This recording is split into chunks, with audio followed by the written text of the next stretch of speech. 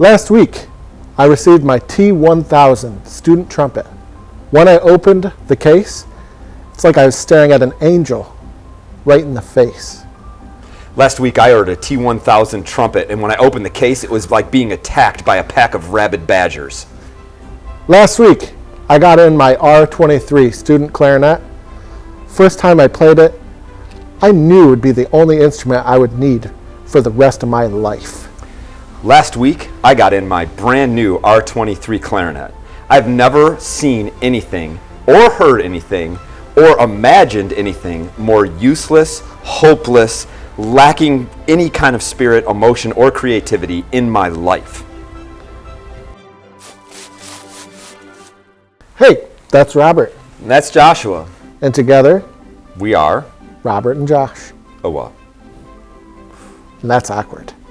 It's what we do. Welcome back, everyone. It's time for another conversation. Thanks for tuning in. And today we really want to talk about internet reviews and the comment section. So put on your oven mitts, get your hot takes ready. Let's do this. At us. So we started thinking about this because this morning I was going through some internet reviews for a product that we have a lot of experience with in our shop. Obviously we do a lot of repairs here. And I was shocked to see that it had like 4.9 out of 5 stars, and it had endless numbers, thousands and thousands and thousands of really super positive reviews. And if someone were to ask me my opinion of this particular instrument based on our experience with trying to fix them in our repair shop, it would be a 0 of 0, or 0 of 5 stars. That's not a lot of stars. Right? So why do you suppose, Josh, I mean, obviously, there's the obvious. I mean, you know, you people use the internet, obviously, if you're watching this, so you know how this works. Right. But there are legitimate reviewers out there who are leaving 5-star reviews for these instruments, and they feel that they're being honest. Right. Right? Well, I think a lot of that kind of depends on your expectation of what you're getting. You're looking at a lot of reviews. That's a big pool of people that are reviewing this instrument for a lot of different reasons. Okay, so maybe someone's happy that it arrived on time and they had it when they needed it. I read one particular one this morning where the gist of the review was they were very impressed with the instrument. They had just received it because they had been given a price of over $1,000 for a comparable, in quotes, instrument, and they had only paid $99 for the one they had. And so in the end, their satisfaction was based on the fact that they felt like they got huge value, but they hadn't even used the instrument yet. Right, right. I mean, a subset of that will be people that are playing it, but it then again depends on their level of experience. Is it the only instrument they have ever played? You know? It's the only one I've ever played, but it's the best one I've ever played. Yeah, but if you're excited about your experience in band and you love it, which of course you do, and that's the only clarinet you've ever played, for example, like, hey, this is I'm having a great time. Maybe I have a hard time with some things on here, but. And I do feel like reviews tend to be written at the beginning of the ownership experience. Right. You know, and then, you know, all the other things, you know, is it written by AI? Is it written by someone who never even had the instrument? Is it a red herring? So all of these things are to be taken into consideration. But if we're telling you, hey, maybe you should put a lot of faith in these reviews, and you all know that, you have internet access. Right. You get how it works. Well, where can you go? Yes. For good information? Yeah. So there are legitimate reviewers. We do videos on instruments on our site. Which are brilliant. There are other instrumentalists who do reviews. More on that end, they'd be doing like intermediate and pro style stuff, but you will find some of them that do some student model videos.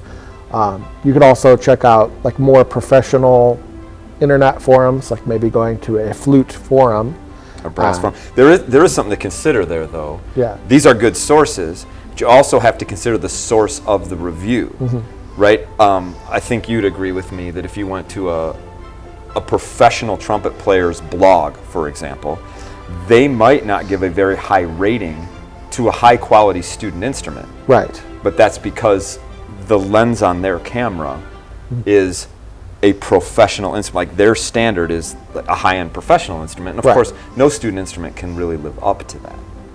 So you Right. kind of have to identify exactly what it is you're looking for, Yes. and then make sure that the reviewers are in line with reviewing from the point of view that you're at. Right. A student, professional, intermediate, right? What are some other good sources, though? Oh, well, one that I can think of, especially for like a beginning student, since we're kind of going that direction, you may just want to ask your teacher, you know, who you're going to be starting with in the fall, what they would recommend. Most of them will have a list of instruments that they want to see in their band room. And that's because they have a lot of experience with it. I think, as a general rule, maybe what we could say is start with the people whom you know and are closest to you, Yeah. right? You'll know other musicians if you're currently a player and you're advancing, or even if you're a professional, like, you know, your colleagues, other people you play in groups with, other parents that you know, and Right. your teacher. Anyway, you know, I'm describing the people that are in your circle. Seek out their advice. Yeah. You at least know what their level of experience with the instrument is, Yes. and you already know and trust them, right? And then maybe move to the internet, places like different music stores, the forums that Joshua mentioned. But reviews, comment sections, maybe farther down. You ever have an experience where you look for something in a... Oh, well, as a matter of fact, like I'm going to be picking up the guitar, and I just You can ordered. pick it up, or you can actually play it. Well, most people just pick it up.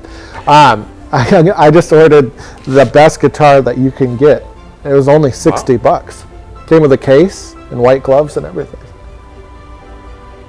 You know, there are guitars on the market that are substantially more expensive. How so? How much? I mean, thousands of dollars. It's hard to imagine that for $60 you could get something as good as something for $3,000.